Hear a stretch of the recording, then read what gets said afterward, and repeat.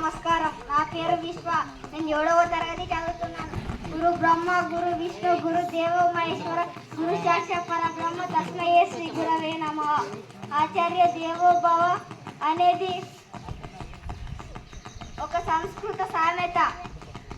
అర్థం ఏమిటి అంటే గురువు యొక్క దేవుడు. మనం మన జీవితంలో గురువుని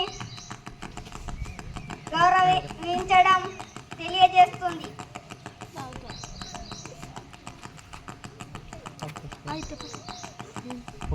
మనం మన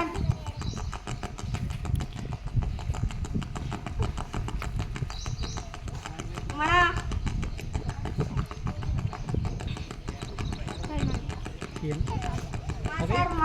మాతో ఫ్రెండ్లీగా ఉండేవారు.